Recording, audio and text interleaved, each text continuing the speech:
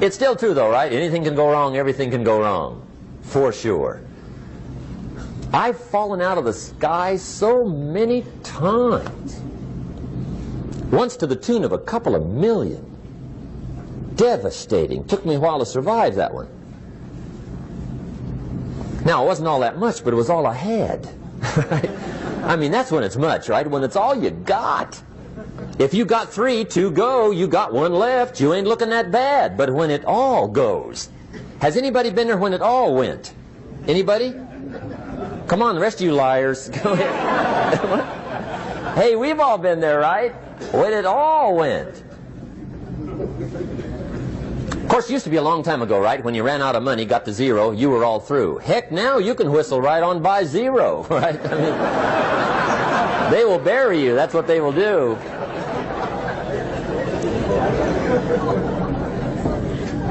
But see, those are the happenings, right? Everything can happen. Anything can happen.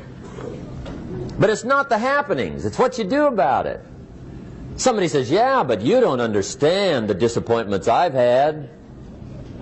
Come on. Everybody's had their share. Disappointments are not special gifts reserved for the poor. Everybody has them. The difference is what you do about them. It's not the weather. I used to blame the weather, and I discovered it rains on the rich. So see, that won't help. 2 men wake up one morning, there's a rainstorm on. One of them looks out his window, sees the rainstorm, and he says, wow, what a storm. With weather like this, they can't expect you to go out and make sales. He stays home. Same morning, the other guy looks out his window, sees the same storm, says, wow, what a storm. But he says, you know what, with weather like this, what a great day to go out and make sales. Most everybody will probably be home, especially the salesman.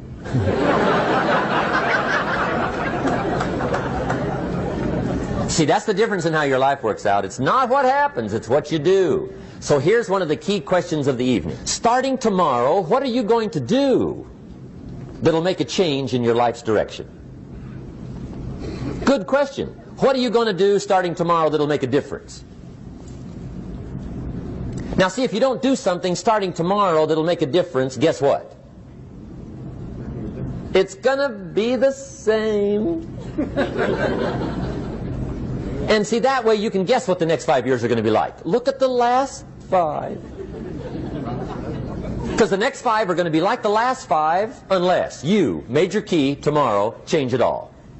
Or change a little, or change something, or don't change. It's choice time. You can do whatever you want. But it's nice to know any day you wish you can change your whole life.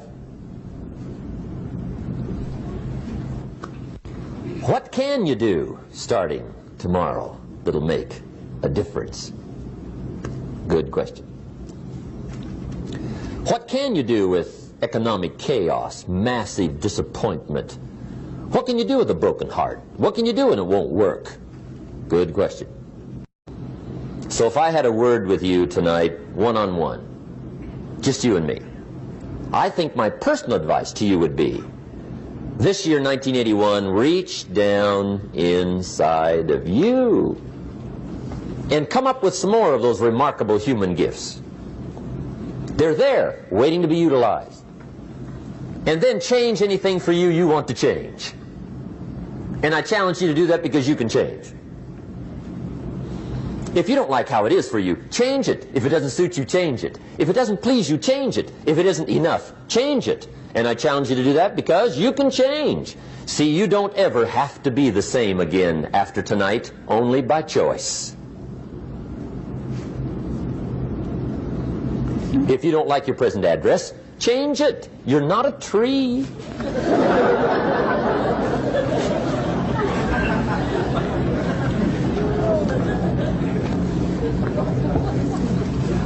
Now, let me give you 3 steps to personal development. Let's get down to the nitty-gritty.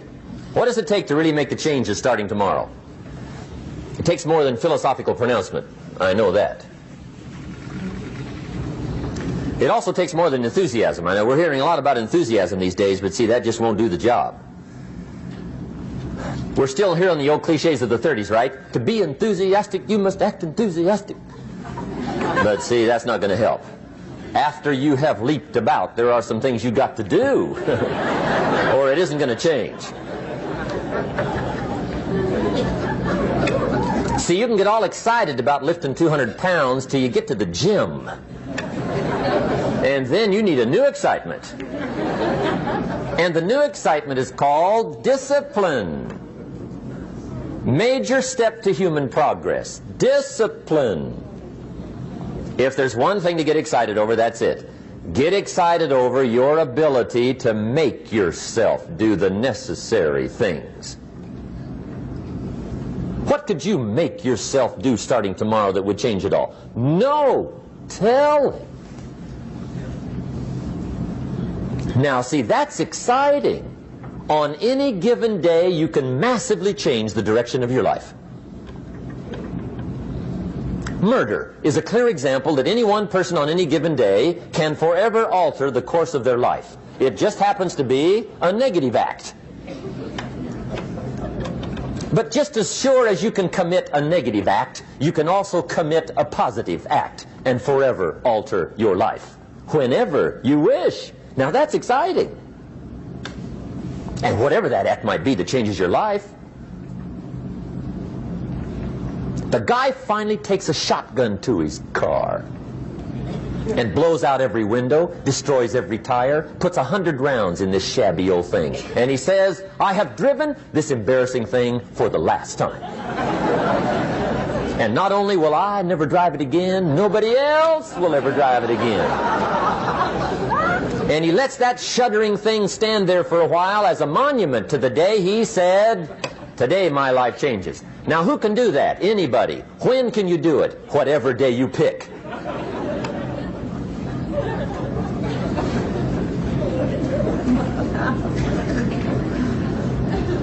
Now here's the key to discipline. Start with the little disciplines, get excited over the little disciplines, and get right on those, because those will lead to the big ones. You can't handle the big challenges in life unless you take on the little ones. Make a list of all the things you can do, get right on those, discipline yourself for those, both for the results and for the muscle and for the practice, so that when life hands you some big challenges, you'll be ready, you'll have the muscle. But see, if you don't handle the small ones, you can't take care of the big ones. Okay, here's what else it takes for life change. Self-motivation. Key phrase, self-motivation. I don't know why we call it self-motivation. It's really the only kind there is. You've got to motivate yourself. Because I found out you can't change people. They can change themselves, but you can't change them. Lord knows some I've tried. But see, it won't work. People have to change themselves. I learned some of those lessons early. I built a little sales organization way back in those early days. I'm 25. And I had some nice people. I said, I'm going to make these people successful if it kills me. I almost died, right? I mean, you can't do that.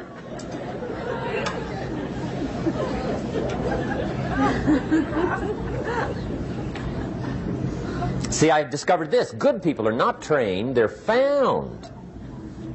You find good people. You don't make them good, you find them good. Training really is for the purpose of finding good people. You don't need much instruction for a good person. Too much training probably means you got the wrong people.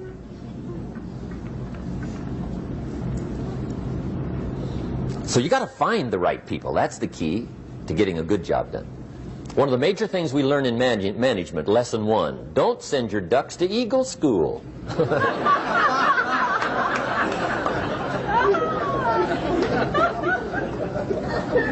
Because it won't help. I mean, I'm telling you, it won't help, no matter how good your school is. And the little eagle badge and little eagle hat, I'm telling you, it won't help. It won't help. You can tell whether your school's done any good, right, is when it's over, right? The duck goes for his first rabbit and makes him a friend. You say, no, no, no.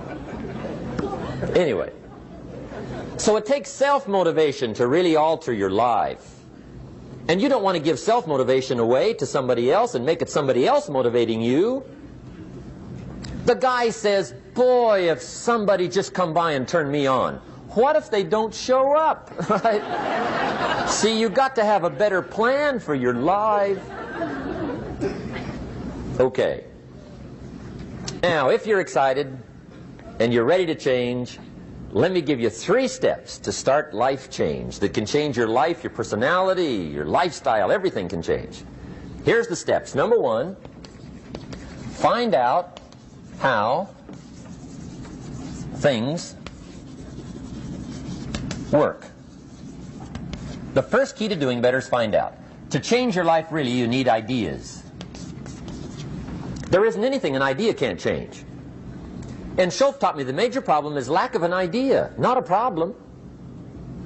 At first I didn't have any money. I said to Mr. Schoaf, I don't have any money. He said, that's not a problem. Now see, up until then I always thought it was. Right? I was confused.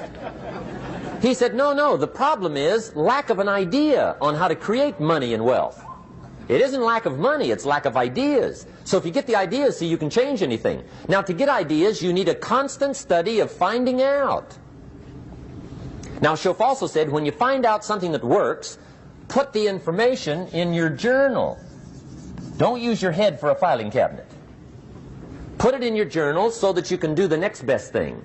Repetition, repetition, repetition. Go over it. And if you repeat it, go over it, sure enough, someday, some mysterious day, the idea takes root, starts to grow, and shows up in your bank account, and your dress, and your personality, and your lifestyle. But capture the ideas in your journal. Find out how things work. Schoaf gave me this word for my life change. He said, study. Great word. If you wish to be successful, study success. If you wish to be happy, study happiness. If you wish to be wealthy, study wealth. Don't leave it to chance. Make it a study. Some people just go through the day with their fingers crossed. See, that won't do it. You've got to study the things that can change your economic, social, spiritual, personal life. Now, here's a qualifying phrase. And we'll have several of these qualifying phrases throughout the seminar. Here's the first one. You may not be able to do all you find out. I understand that. You may not be able to do all you find out, but you should find out all you can do. See, you don't want to wind up at the end of your life and discover that you've lived only 1/10 of it.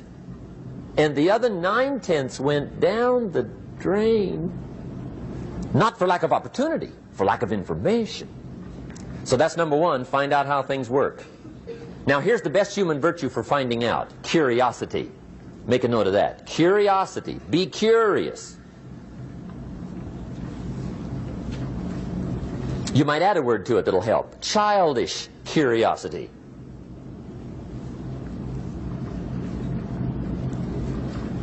What will kids do if they want to know something bad enough? Bug you. That's the phrase. They can ask 1,000 questions. You think they're through? They got another 1,000. They'll drive you to the brink. It's a virtue. When you gotta know, be like a child. In fact, Jesus, the master teacher, said, unless you can become like little children, you might as well forget it. You don't have a prayer. Excellent advice. You gotta be like children. 4 ways, in my opinion, to be like a child. Number 1 is curiosity, and number 2 is excitement.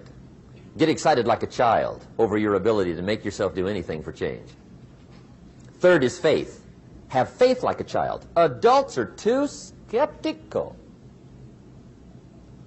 And 4th is trust. Trust is a childish virtue, but the rewards are incredible. So be like a child. Now, if you're curious, let me give you 3 ways to find out how to change anything. Any life direction, any dimension. Here's 3 ways to find out how to change anything. Number 1 is to read. Become a good reader. All of the successful people I know and work with around the world, they're all good readers. Curiosity drives them to read. They got to know. They just read.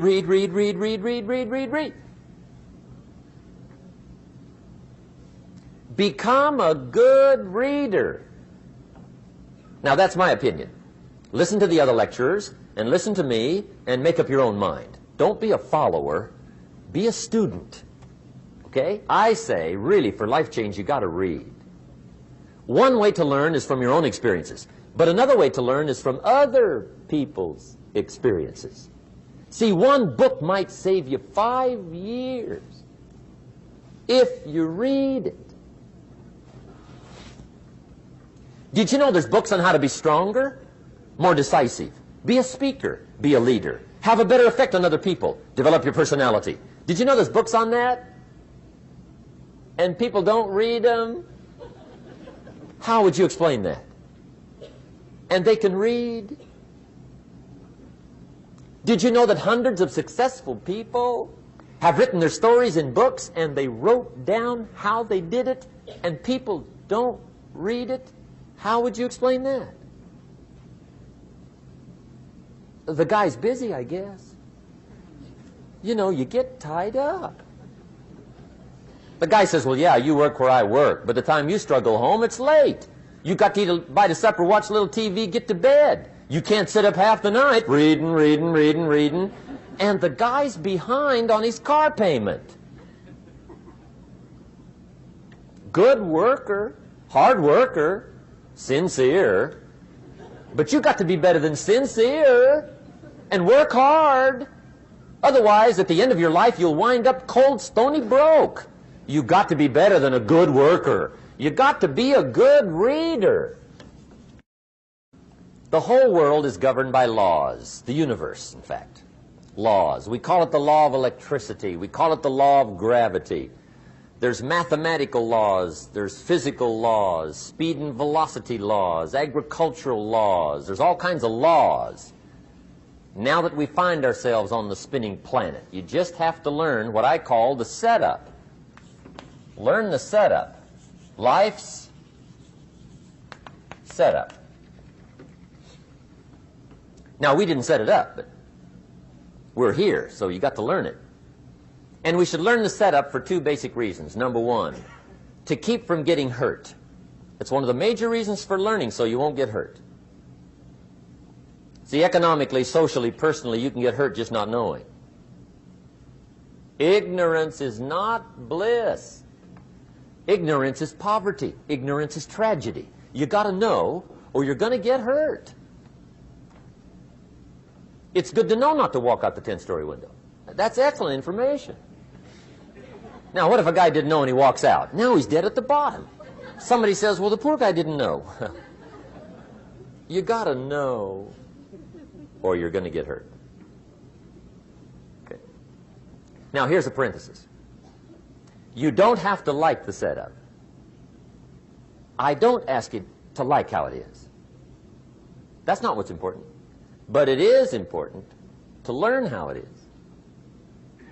Okay? So you don't have to like it, but you should learn it. That's what I tell the kids, right? Make sure you get the information. What you think about it, that's up to you. What you're going to do with it, that'll soon be up to you. But make sure you get it. See, there's nothing worse than being stupid. Nothing. I mean, being broke is bad, but being stupid is awful. And what's really bad is being broken stupid, right?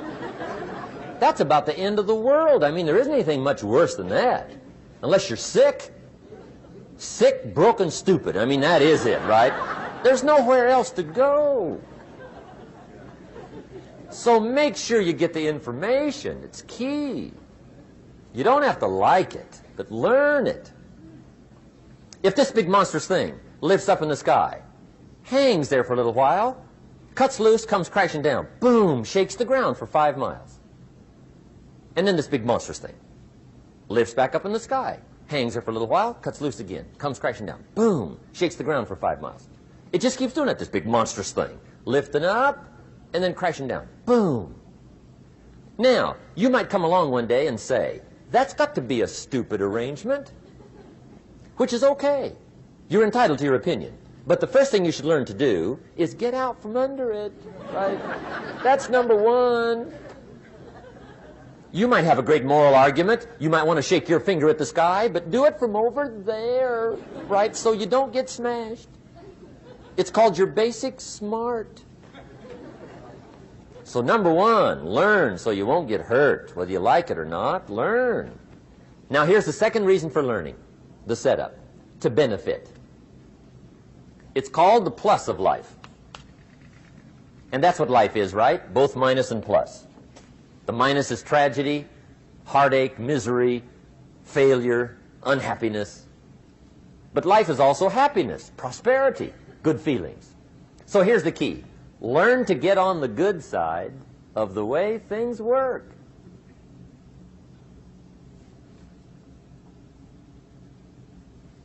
Now here's two of the basic laws, and we'll take our break. Shof taught me these. They come from the Bible. Now again, I'm an amateur, okay, when it comes to the Bible. I'm not a pro. So you'll sort of have to take my way of putting it. But here they are. The first one is the law of use. The law of use. And it goes something like this. Whatever you don't use, you lose. Lack of use causes loss.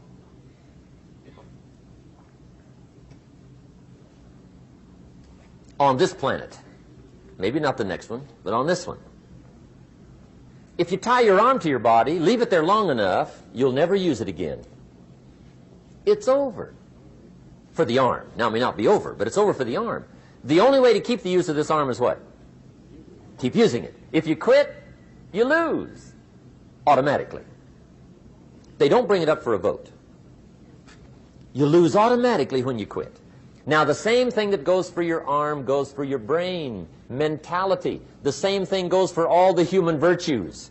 Ambition, unused, declines. Strong feelings, unused, diminish. It doesn't grow, it diminishes.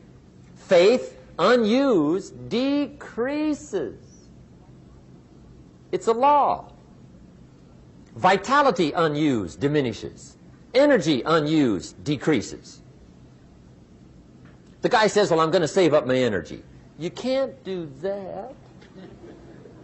That's like trying to save today, put it on the end of the year. See, you can't do that. They'll come take you away. If you don't use today, what? It's lost. The guy says, well, I'll work twice as hard tomorrow to make up for it. See, that's foolish. You could have done that anyway. Today unused is lost. A talent unused is lost. An ability unused is lost. So here's one of the key expressions of the evening. Take a new inventory of yourself. Starting tomorrow, new project. Take a new inventory.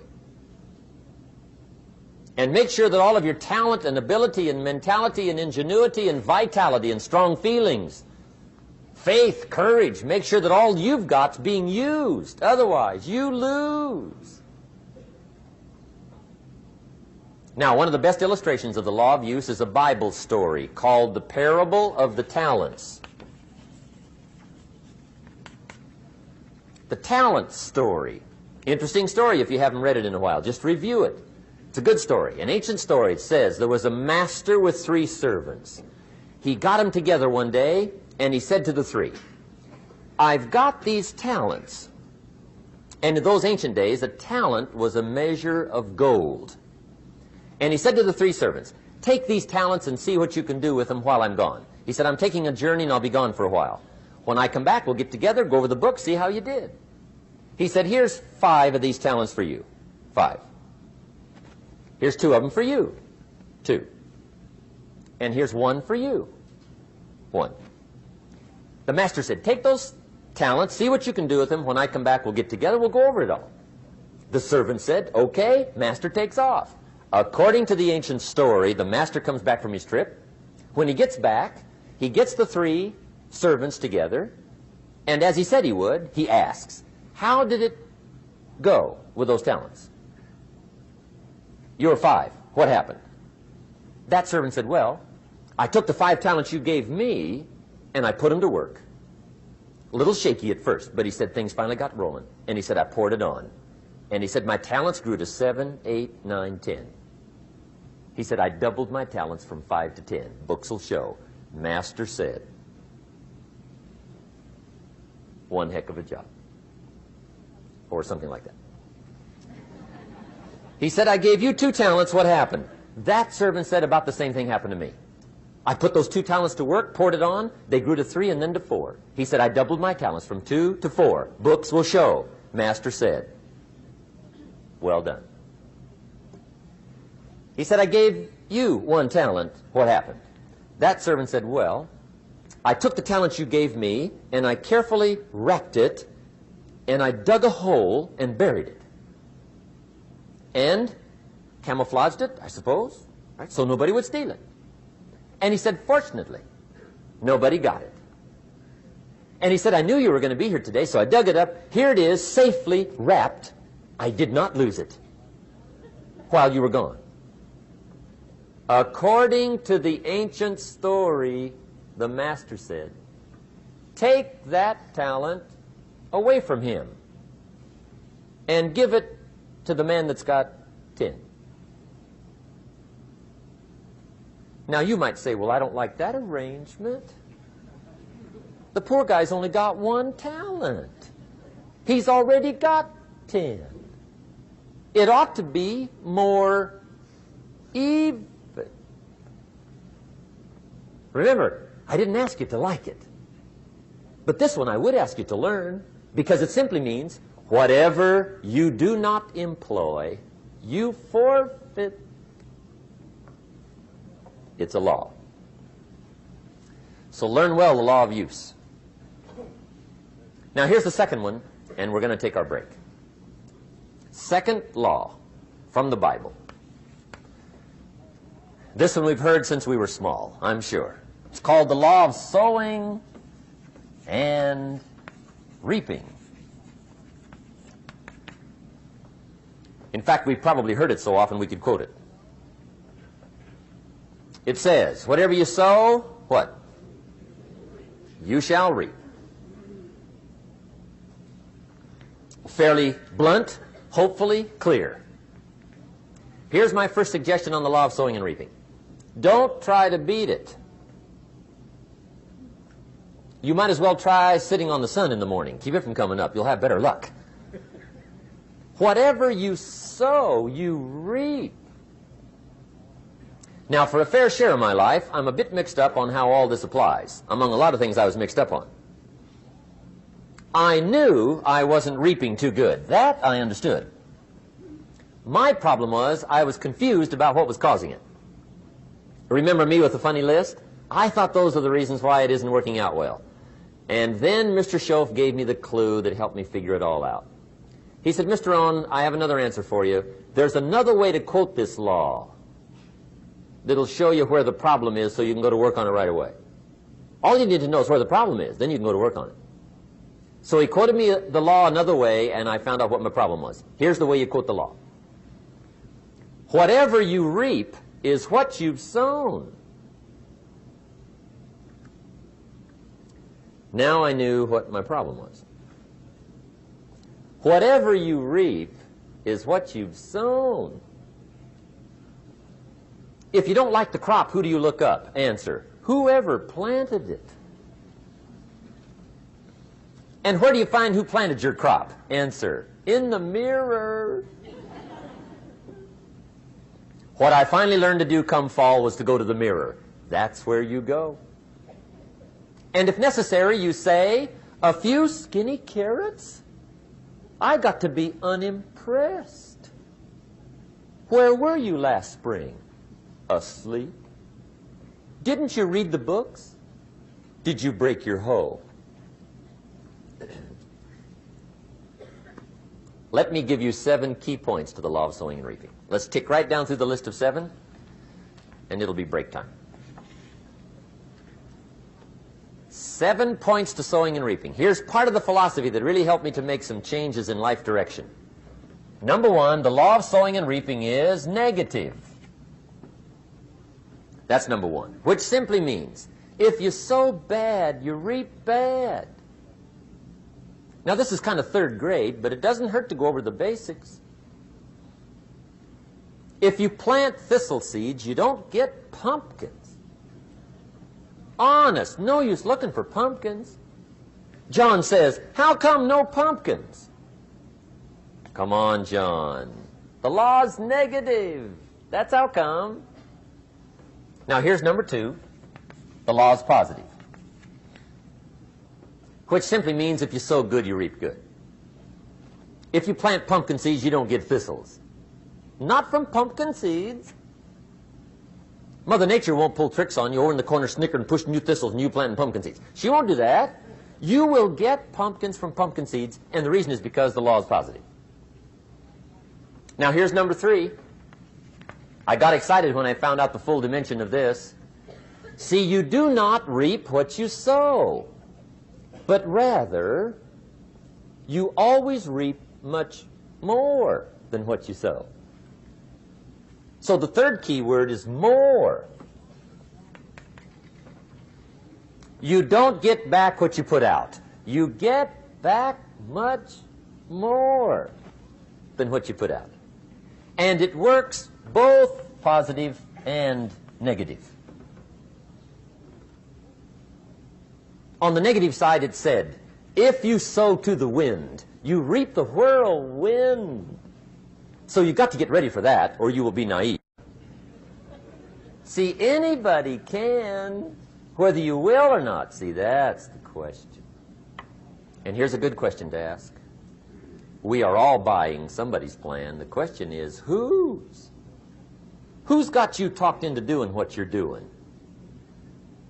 Who's got you talked into your present plan? See, 10 years from now, you will surely arrive. The question is, where? But see, anybody, if you want to, can go searching for a good plan, pick it, and start working it. And sure enough, as the time passes, as it surely will 5 years from now, 10 years from now, then you'll be winding up wearing what you want to wear, driving what you want to drive, living where you want to live, become what you want to become.